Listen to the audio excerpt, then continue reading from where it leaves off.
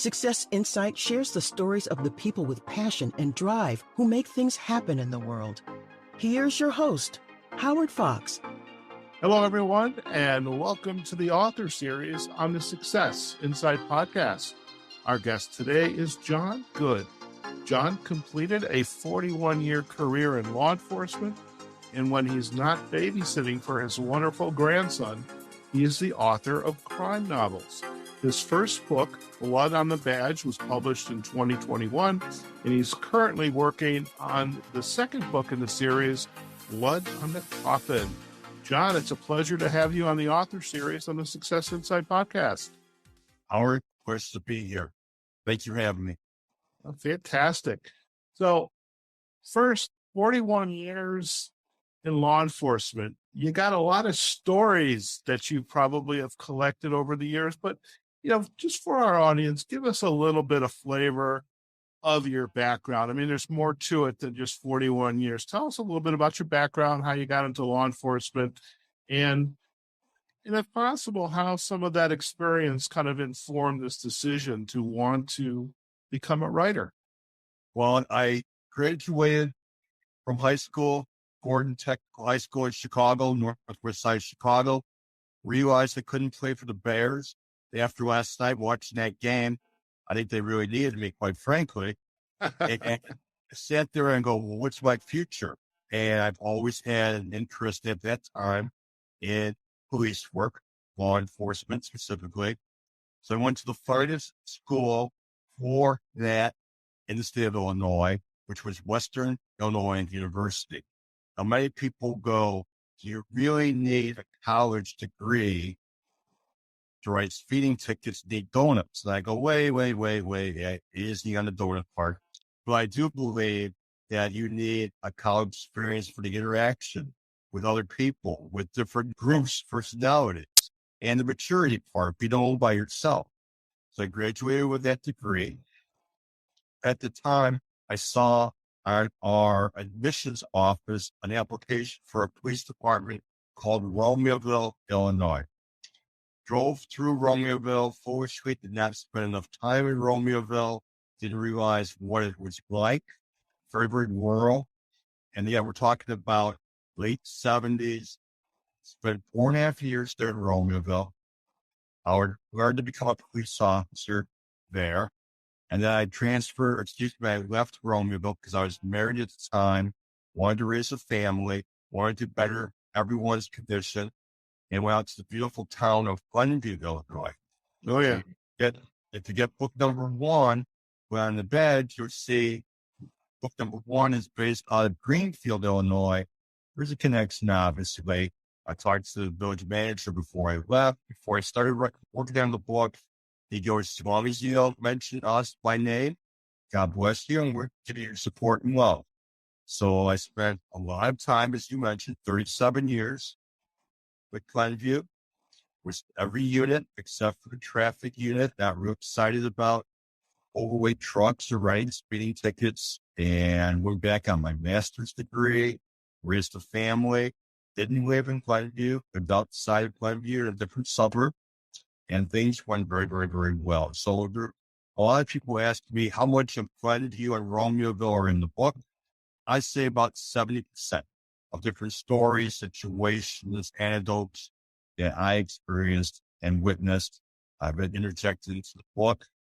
People have said to me who are not law enforcement background, is this really stuff that happens in real life? And for every time I'd say yes, I get contacted by a fellow police officer from out of state. Hey, I've actually had that happen to me, which wrote in the book. The book is obviously heavily military as well.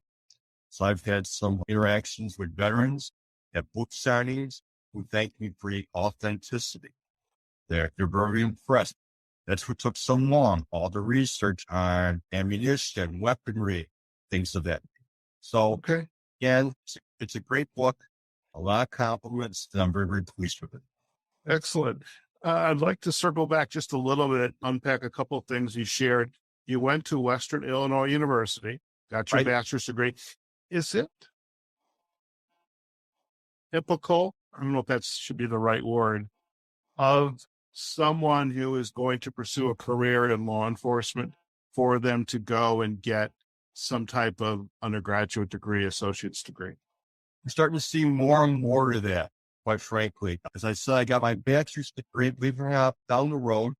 In order to teach, I even got obtained. But my best time as a police officer was officer friendly, very appropriate, officer good, officer friendly. So when I was officer friendly, I was able to take courses, and during the course of it, no pun intended, obtain my master's degree in law enforcement. So with that master's degree, I spent a lot of time teaching. From 1990 to 2022, January of this year, I taught part-time as adjunct faculty. I was seeing more and more people getting their toes in the water, getting their feet wet by either gaining an associate degree or some kind of bachelor's degree for advancement, promotion, a number of different things along those lines. And there's some departments here in Illinois that won't even take you without a minimum of a bachelor's degree. The belief is, again, education, maturity, more knowledge, training, things of that nature. Okay. Now, your master's degree, was that also from Western Illinois University? It was. And it was one of my proudest moments, to be honest with you, to be working full-time, raising a family. I obtained a master's degree. And again, it's not like, well, I mean, how hard is to get a master's degree in law enforcement administration? Any master's degree is just, again, a credit to that individual and their family for support that they've worked and able to obtain. So I'm very, very proud. Okay. As right you should be. I mean, having a master's degree myself, I mean, especially when you're working full time, it's no small feat. It takes a lot of time, effort, blood, sweat, and tears, for the sake of some other metaphors. And congratulations on that. When you hung up the badge, was it 41 years, I'm done with this? Or it's you reach a certain age, it's like it's time to retire? What prompts you to want to say, okay, enough is enough? Part of it is Illinois. For your law enforcement, you have to reach the age of 65, mandatory to retire. I think in Chicago, PD at 62. I think some federal agencies. Just, I wanted to pursue the writing career. Okay. Really, really, and comfortable with it, comfortable with the income from the book. Right. But it's just basically, like you said, once you get into your 60s and your health, I've been fortunate in the fact that I am in good health. I had major scare years ago where I went to work, wasn't feeling really great. And I think, like most people, you know your body, you know when something's not right. I make a long story short, I was transported by ambulance, which shocked, of course, the police department. They're taking me out of the ambulance at 7:30 in the morning, went to one of the more premier hospitals, which I won't mention by name. And I knew, like I said, something just was off. Didn't have any energy, wasn't feeling well. And through basically a lot of prayers and faith, I was fortunate to have the right cardiologist do a check on me, and they found 99% blockage in what they call the widowmaker artery. Oh, wow. When they were going to put the two stents in, I turned my head to the left for the doctor's instructions and saw right there that computer monitor. And he goes, all that red right there? I go, yes, that's your blood. There's nowhere to go. We got to do some work in here, and you are one fortunate man. Do you know why we call it the widowmaker artery? I go, no. Because most people, unlike you, decide that it's just heartburn or whatever, and consequently, next thing you know, they wind up dying. He goes, by all means, he goes, you're a good man for coming in here today. You saved your life. So by all means, that's why it was time. I said, you know what? I think it's time for me to move on in a few years, find a different career, pursue, and go from there. Okay. Fair enough. Fair enough. When did this idea of writing a book, for that matter, begin to kind of raise up to the surface of, this is what I want to do next? Or When did this start to kind of really take hold for you? So I great Joseph Weinbach, big fan of his. Obviously, read a number of different works of his. And there really hasn't been anyone, in my mind, who has succeeded him properly, who talks about the everyday police officer going to work. Too much of crime fiction police novels are all specialized on SWAT and specialized units, Miami Vice, things like that. But the everyday cop, who are you going to interact? You're not going to be a detective, God forbid, unless something happens seriously to your family. So by all means, I said, you know what? I want to write about the everyday officer because obviously that's the most knowledge I have. Mhm. So I did. And that's where, but it went back, believe it or not, as far back as my high school days. I know everyone has different moments in their life where something happens. You're like, turning point for you. I was in speech class my senior year, and we had to write basically a 5-minute presentation on something that you were going to be comfortable talking about. And back then, remember, it was NFL films with that boys, that man, John, whatever his name was, who would talk about this, the 100-yard war. Right. 100-yard war. It's not a war, it's a game.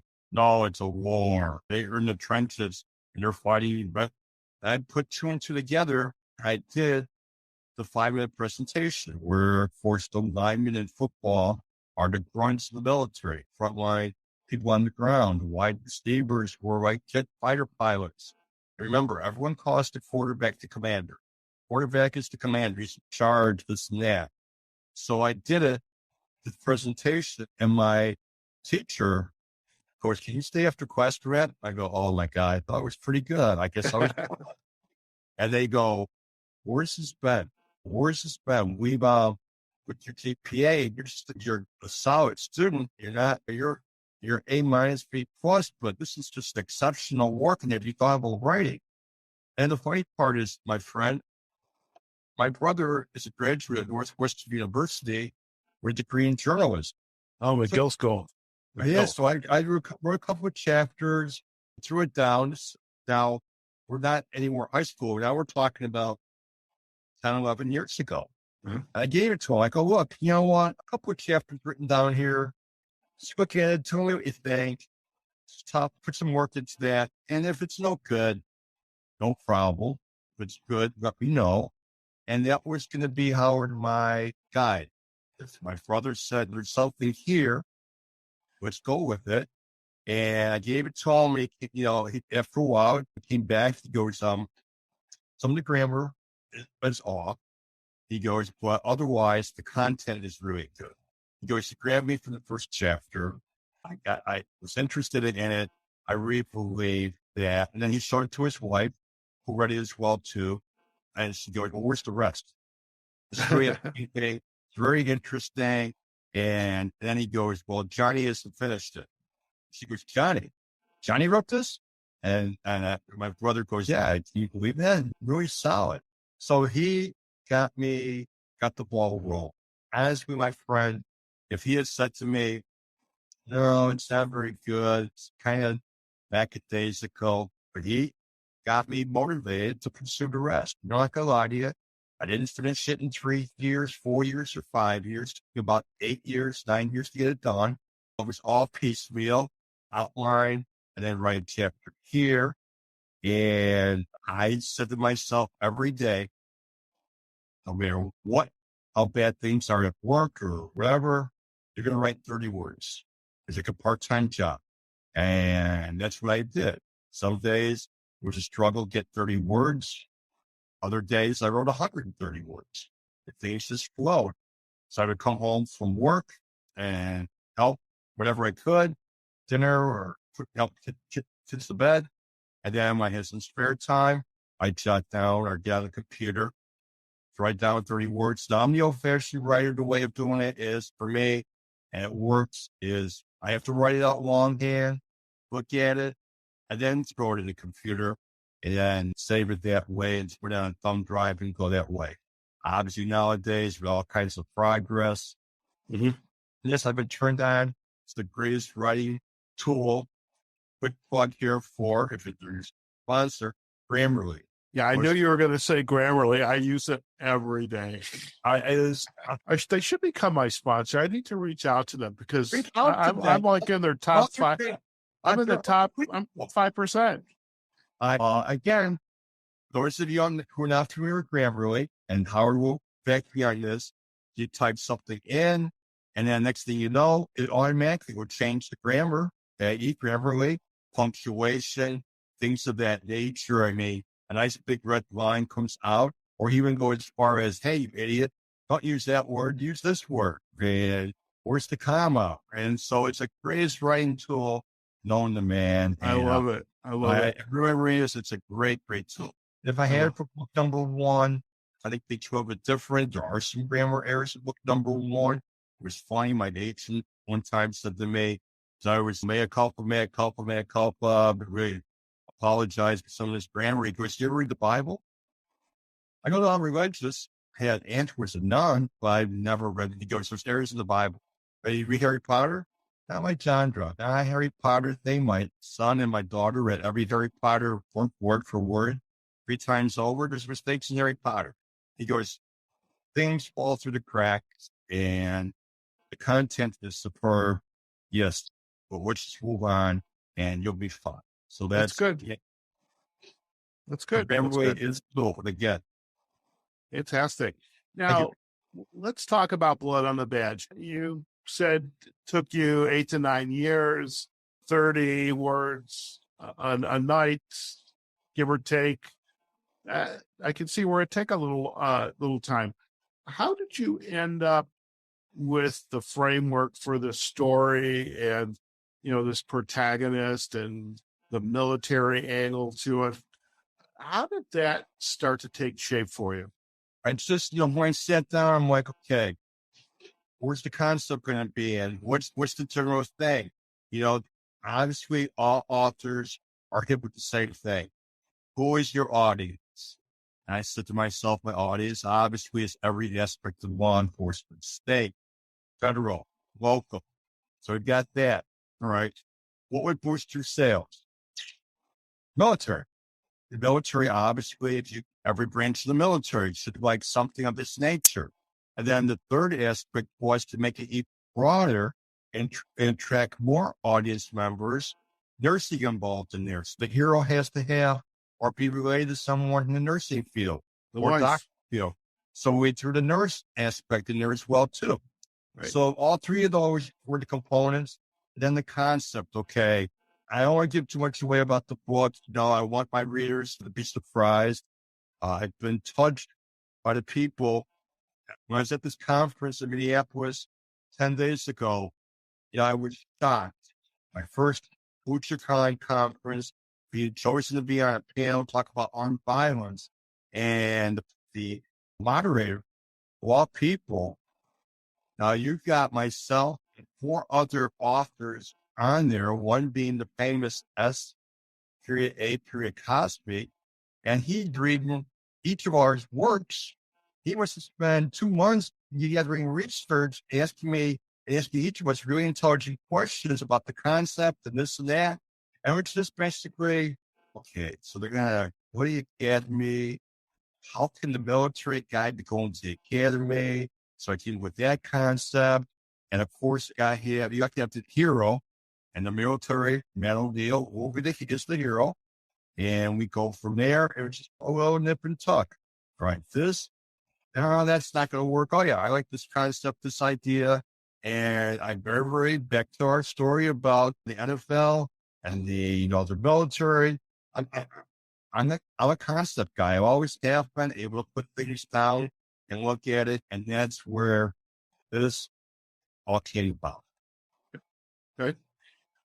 As you were crafting this book and you've got the characters, you've got the hero, his spouse, you have his colleagues, friends from the military who joined him on the force. How difficult was it for you to begin to interject all the things you knew about law enforcement? Or because I can imagine, I I know members of law enforcement. I know members of law enforcement, by the way, who are writers. That's their second career as well. How did you ensure that the activities that they would undertake and the language they would use was really spot on? Because were you self-editing, or did you have someone else behind the scenes helping you to say, well, look, hey, John, this is good, but I don't think they would say that, or yeah, this is perfect. How did that interject that type of accuracy into mannerisms and language and procedure play a role in this book? I did have a target group of fellow law enforcement officers, 2 or 3, who would bounce ideas off of. And then I had to go outside, right? So again, the main theme being the motive. Why is the killer, whoever it may be, doing things of this nature?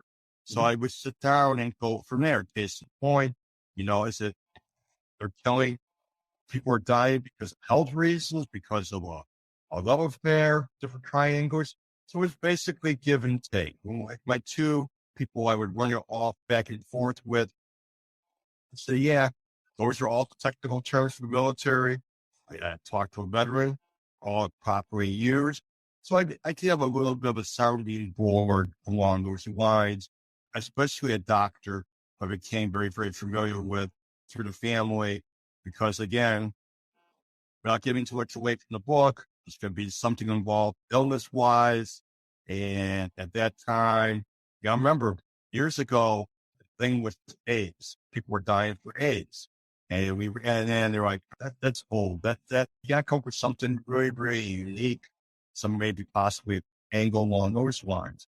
So I had a number of different people. It's the point I was dating someone after I got divorced, years later, put me in touch with someone who was head of a major school of education specializing in writing. And I was able to meet with her. And this woman, she's on the first page of my book. I first we want to thank her for all that she gave me, because she gave me a real good kick in the butt at one point over certain things. She wanted other stuff at hands. At one point, when we had this meeting, I thought I was signing a contract for a book through her. Instead, it was a face-to-face meeting. And she basically said to me, who do you think you are that you just get this first draft done through with no problems when you're not Stephen King, when you're not someone James Patterson? She goes, you need to really, really enhance certain aspects of it and to build your credibility. And that's why she has my thoughts and first Chicago forward, thanking her professionally for her kicking the butt. I still have, it's funny you mentioned that, it's my office, obviously. I don't have any major plaques or bookshelves, right, like you do. I still have the letters she gave me at that first meeting saying, you have a gift. You can make people feel very comfortable. You inside the mind of people and everyday persons and make them just love your work. On the other hand, there's some things credibility-wise, like, you got mileage here from your point A to point B, it's being 48 miles. Because in reality, it's 79 miles. I out there, I'm like, damn, I got 48, it's really 79. That's how authentic she wanted it.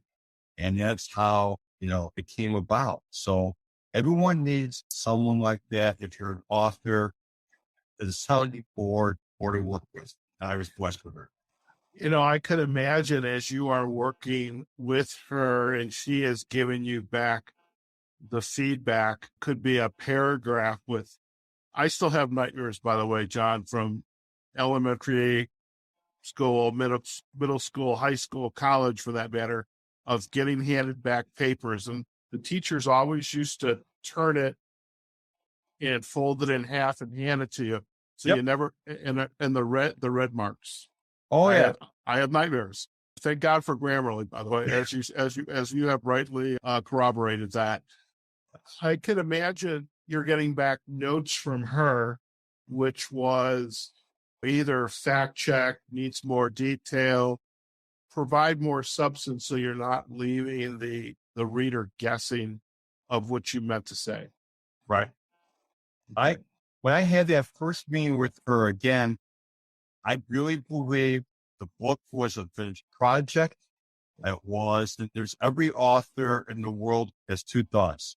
Number one, this is my baby. This is my baby. I'm comforting right here. This is the greatest thing written ever since, War and Peace. No one can touch this. And then number two, when it's 1:00 in the morning, I can type at 1 in the morning because I'm not working the next day. No one's going to read this. No one's going to read this. Okay. You got your pipe creating this and that. Again, we're getting back. So I met with her. And again, she gave me the document that, like I said, I still have, and I read it, and I was like, wow.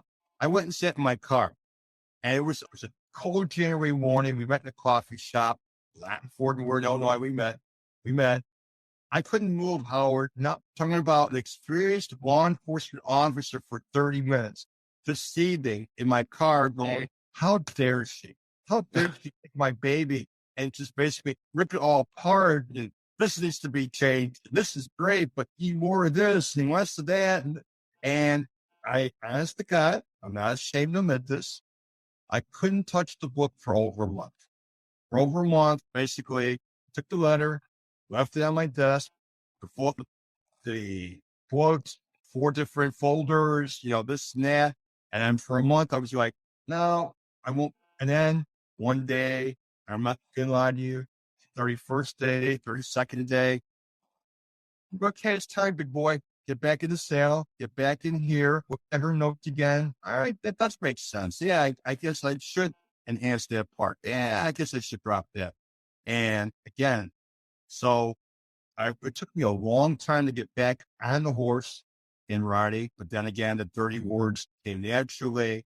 And I, again, have her thank for the kick in the butt. I love that story. I've not heard a story like that. I like hearing how authors get their inspiration, get their assistance, the editorial feedback, the steps they go through to research. I know you mentioned before your second book, Blood in the Coffin, you're going out to Montana to do research. And I love that, because how can you truly know about something, whatever that something is, or a place or a food or an event, unless you've experienced it yourself? You can only, watch a YouTube video or read a book or a magazine article about it so many times. But that learning process that you went through, and the fact you came out of it with a book, okay, Right. Blood on the Badge came out. And so anybody that complains or doesn't like it for whatever reason, unless they've got a book in them themselves, their opinion, so feedback in some ways doesn't even matter, because they've never been in the arena. Arena is a great word. Love that word. Funny part, I had breakfast after the book comes out 4 or 5 months later with someone who's a personal good friend of mine over breakfast. And like every author, you sit down, you're like, yep, this is going to be good. I'm going to be told, how great. And she basically told me, she's terrible. It's just a terrible, terrible book. Excuse me? She goes, this is terrible. She goes, there's not enough action right away, and it's too long. And, I only read it because I'm a fan, a good friend of yours, but blah, blah, blah. And you could have taken this out, and I lost interest, but I finished it, and this and that. And I was like, what happened to me? Wait a minute. This is a friend of mine. This is not Richard Cogan from the Chicago Tribune ripping it apart. It's just a personal family friend. It got so bad. I get home, I call my brother on the phone. That's how bad I was touched. And he's like, what's up? I just want to apologize. Apologize for what? I sent breakfast with a good friend of mine, and she basically told me how terrible my book was. Really? And that's how on the phone, he's like, really? I said, yeah. I go, it's just terrible. He goes, oh. He goes, can I ask you a question? I go, yeah, what's up? He goes, how many books has she written? Yeah. Oh, she's never written a book. No. But yeah, she's got the audacity to critically attack you or you're guess what? Pick it up, Bucky. You're okay. He goes, you're fine. He goes, if you think every person out there read that, and there is a couple of reviews on Amazon where ones were given, and I have a pretty good idea who, believe it or not, there was a fellow police person, I'll leave it at that, who gave me the one. And the reason they put in the Amazon quote was, didn't tell us he's going to use us in the book. And yes, mea culpa. I foolishly, first time author, did use a couple of names that are actually people who worked, either Repealville or whatever. And the reason being is that, I didn't work for Chicago. I didn't work for the FBI, LAPD, whatever. I worked for a small municipal police department, and the worst gossipers in the world are men. There's no doubt about it, my friend. It's 2:00 in the morning, as depicted in the book, and you're sitting there going, all right, I already relived my entire life history for the past hour. What am I going to do from 2:00 until 6:00 now for the next 4 hours? So you get a cup of coffee, you pull alongside another officer in your car, and you start talking about certain things. Years ago, my best years were officer friendly 5 years. And I came up with, through my boss, they wanted to renew something new for officer friendly. And to show you how long ago this was, when hand puppets were still popular, this and that. So I went to a suburb outside of Illinois, and saw this remote control police car. I fell in love with it. I'm like, oh my gosh, this is amazing. I go, how's it work? Oh, it's just remote control. You just operate it, and you put a motorcycle battery in it, runs all day, eyes open up, lights come on, siren, talk to a headset like you're wearing right now, sir. And the kids will love it. So I came back to my boss. He goes, I'm going to market it. We'll have a name the robot contest every school, grades 3 or 2nd through 5th. If we're fortunate, 300, 250, kids will write names. 748 people, Howard, wrote the names. So some were the same. So, of course, it was a big star. It was cut to the chase. But with the local newspapers, village newspaper, I'd walk the hallway afterwards, and I'm like, yep, that's my baby. I had the squad car. And my fellow officers didn't talk to me, a couple. So finally one day, I pulled one aside, but what's going on? He goes, well, we think it's terrible. They used our cost of living increase to pay for the car. I go, what? Yeah, that's the rumor going around, is that you used our cost of living increase. We're not going to get one this year to pay for this remote control police car. No, come here for a minute. Just follow me. Walked over to the computer, typed up training budget for that police department, and right there, a line item appeared. The training budget paid car. I said, did you guys take time to look at that? No, we just spread a rumor around the entire force that you were using our car. I go, okay. Here's what I want you to do. Between now and when you go home, just tell one person, guess what Officer Goods to them is using next year's cost of living increase to get a Ford Bronco. To put the robot in the Ford Bronco and drive it to the presentations, and his spare time, going to put a snowplow in the front. He's going to snowplow and make $8. So I would go for, I think, 2 days, right? So we spread the rumor at 10 o'clock in the morning. Day passes. Next day, come in, go to my office, get a cup of coffee, walk down to my office, and there the entire midnight shift was standing, waiting it. And I go, hey guys, what's up? I knew why they were there. So Of course. Hey, I go, what's up? How about this Ford Bronco? I go, guys. So my point of that 1 minute story is, if I had told one person, look, I'm writing a fictional police crime novel, but don't tell anyone yet. All right. It's still on the drawing board, but I'm going to put you in there for a little bit. Yeah. Trust me, my friend. The next day I would come in, And the chief would call me and said, "What's going on with this police crime novel that you told no one to tell anyone about, and now everyone's talking about, no one's doing any work?" It's So the you best can't, part. It's the best part about rumors. I swear, and they just, again, I would sneeze, and the next shift would say, "God bless you for sneezing." I went, "Oh, I think fine." So by all means, that's why I tried to keep it low key. I will not be using any real people's names for blood out of the coffin. I learned my lesson the hard way. Oh yeah. Live and learn. Live and learn. It's all about a learning experience and learning as you go. And when you get knocked down, getting yourself back up, with my famous first pushing me a month later, getting back in the saddle and working on a book. Fantastic. Thank you. So before we head out, John, I know you've been on a number of media outlets, WGN and Off the Shelf, Glenview TV.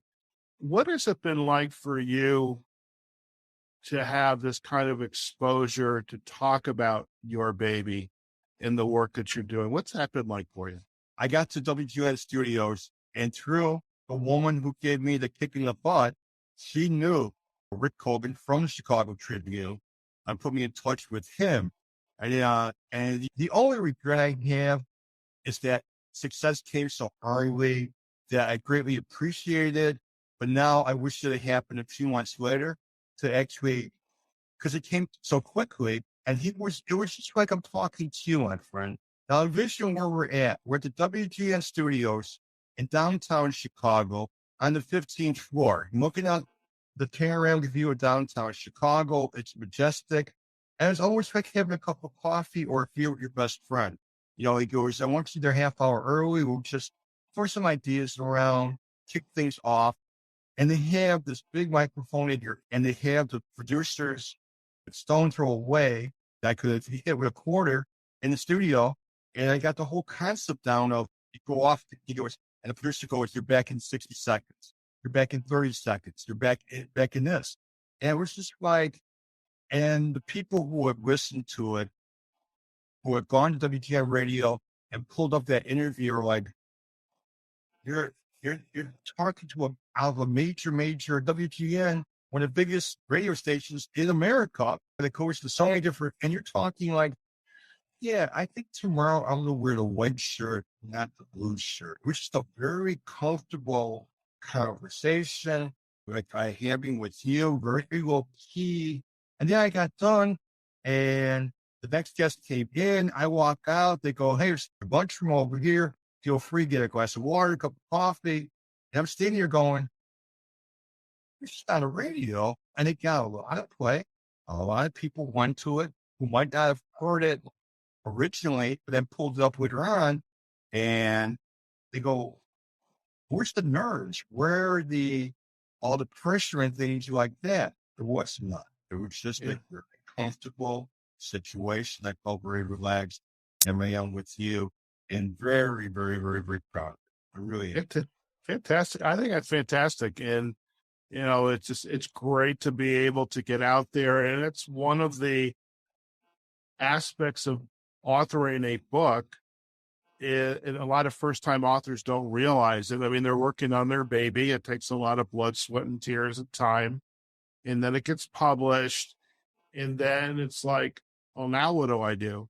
And I think that's why working with publicists, I know you're working with my good friend Linda O'Connor, and it's how you and I were introduced. I mean, a lot of authors don't realize you got to get out of the market, and getting on the WGNs, the Glenview TV, Success Insight, the author series. And by the way, I love what you had said about the comfort, because I always talk to my guests beforehand if I can. And I always share, it's like having an adult beverage with a friend you haven't seen in 15 years. That's what I equate it to. Great point. And at least so you're out there, you're in the arena, you're writing the book, you've done it, now you're learning from it. And that's what's going to make the next book, Blood on the Coffin, even better. And then you've got another book in the series farther down the line. And that's, you're going to continue to grow and expand this new career of yours. I love that. Let me throw something real quick out to you too. The other thing too is like you said, you mentioned Linda. What a asset to have her in your corner and giving you advice, putting like releases out, news releases. And here in Illinois, the Daily Herald and some of my work, all of a sudden, I'm having literally, like on TV, I'm having my oatmeal, cup of coffee, while the newspapers come in, and on page 3 of the paper section, August 18th, I see my smiley face in color and sitting there, and a nice feature, and they call it in the neighborhood section of retired police officer becomes prime author. So the point of what I'm trying to cross is I play in a senior golf league. I've been blessed. That died. Really still black. People can't believe it. Yeah, I tell you, by the way, they're going to see a photo of this in the first 10 minutes of the video. We're going to have a nice headshot for our banners. And I mean, you've got the military-esque look of that haircut. It's like high and tight, and you still got it, my friend. And I'm playing golf. I get done, and somebody might force some. Again, it's a senior league. Don't know these guys. They get paired up with different people. Nice hole. We get done, and a guy walks over and puts his hand out to me. I go, yeah, I enjoyed playing you too. But still, I saw your article on the Daily Herald. It goes your credit to what you did for all those years. I didn't want to bring it up before we play. I didn't want to make you nervous. But just getting to know you these 9 holes, I can see where you're a credible guy and you're a credit to law enforcement. And congratulations, hopefully nothing but great things for you down the road. And now I go to health clubs. And I'm getting these books from people, and I'm like, did I read the article in the paper? Or did he pull my hair properly? So you never know. Yeah. Any publicity is good publicity. Sure, most definitely that. Listen, before we head out today, there are 2 segments to the show that we like to introduce and invite our guests to participate in. The first one is called the aha moment. And this is an opportunity for you to share with our listeners. When did you know, and I think, by the way, you might have just answered this a couple times over. When did you really realize this effort of writing this book and what your near-term future is going to look like as a crime author? When did you really realize this is why it's been worth it? When did you realize that? Big fan of Rudyard Kipling. He is that famous full gift. If you can succeed to do this, quite a smart, and at the end, you'll be a man someday. I even gave it to my son. And I found it somewhere. I, of course, made a copy of it. It's hanging in my office when I was working or writing. And that would be, again, my motivation after I met, I'm not going to embarrass her or mention her name, find a book, you'll see her name right there in the front. Excuse me. And I said to myself, if this comes to fruition, it's because of that I've grown as a man. You get knocked down. I've gotten back up. If you can do this, my son, again. So again, that was my aha moment. I had it in life, and I'll take that along with when you get 99% blockage in your willmaker artery, you survive that. They put me back in my room. The time my surgery was over, I was able to get back up with my legs. And before I checked out the next morning, 5 different cardiologists stopped in my room. Hi, John Good? I am. I want you to know, again, congratulations on surviving. And you are a miracle. And so those are my 2 back-to-back, Rudyard Kipling and the surviving the 99% blockage maker that, because you should be dead. You really should. Nobody survives 98% blockage. So they must have left you on this earth for some reason. And that's why I want God has a plan for me, whether it be book number 1, 2, or 3, and move on, succeed, and that's what I've done. Fantastic. Fantastic. Now, John, before we head out, if our listeners would like to learn more about you and your work, where is the best place for them to go? You would go to crimeauthorjohngood.com, available on Facebook, right? And that is where my website is. It's very, very highly maintained. It will show you all my future book signings coming down the road, appearances, things of that nature. Obviously, the book's available on Amazon. For those of you who like the hard copy, that's available. For those of you who like doing it on Kindle, obviously much cheaper to get it on Kindle. Well, I would love to interact with you, right? Again, go to my website, and there's going to be a monthly blog available for you on there. And if you see on there a book signing or a conference that I'll be occurring at, feel free to stop by and say hi, shake my hand. It was funny because, again, at this conference that just came back from Minneapolis, before the panel started talking, I said, guys, the audience, they're going to see me and us other authors out here for the rest 3-4 more days. We'll be in the restaurant. We'll be in the bar. I emphasize we'll be in the bar. We'll be around, available. Come up, shake my hand. And don't feel awkward. I go, there's not a cop here in the audience or in real life who sit down for a meal in their local restaurant. You're 2 minutes into it, and someone walks over and says to you, hey, can you talk to my child? They're not really getting into their car seat. Sure. I'll be glad that. So we're comfortable. And Howard, God is my witness. I do that. That night, I was going to have dinner with someone. They had canceled. I went down to the restaurant by myself. I'm sitting there, and a woman sits down across from me. I go, well, it's hello.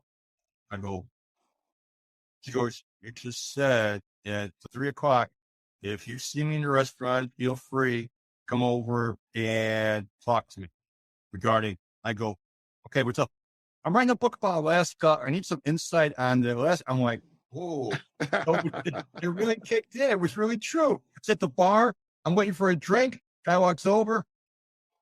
Yeah. And then, of course, when you're former retired, you're always worried about, did I give this guy a ticket? Did I arrest his brother for something? So all throughout the conference, and that's how I act. If you see me in the future at CrimeCon or Future FortuneCon or any kind of conference, walk over, say hi. You don't have to like the book. Just want to shake my hand, pose for a picture, whatever you want. I'm available. Sounds good. Sounds good. Well, John, we appreciate you taking time out of your day to join us. We didn't get a chance to talk about your grandson. I'm sure you've got babysitting duties coming up soon, or you got something to do with him. And congratulations on that, and the gift of your grandson as well. And your author series, crime author series with Blood on the Coffin, which you're now working on, and of course, Blood on the Badge. So again, thank you so much for taking time out of your day to chat with us. Great to have you on. I'm glad being here. Thank you for making it so comfortable. Very good. Very good. Listen, stay in the line. We're going to do a quick close, and then you're not going to have a final chat. Okay. Okay. All right, folks, we have just been chatting with John Good, author of the crime novel Blood on the Badge, 41-year career in law enforcement. And, over an 8 to 9 year period, this book is just percolating in him. And now it's been published, getting some great reviews, and it's opened up a whole new world for John. He's got the conferences, the media appearances, and now I know he's working on his second book, and we just learned as well today that there is a third book being planned as well. Do go out to his website to learn more about him and his work at crimeauthorjohngood.com. He's also on the social sites of LinkedIn, Instagram, and Facebook. We'll provide those backlinks as well. As for us, you can find this episode shortly on successinsidepodcast.com. We're also on LinkedIn and Facebook, our Success Inside podcast pages. And you can also find us wherever you listen to your podcasts. That's where you'll find us. Until then, go out there, have a phenomenal day, and we will see you in a future episode of the Success Insight podcast. Take care now. Success Insight is a production of Fox Coaching and First Story Strategies. Find us online, successinsightpodcast.com.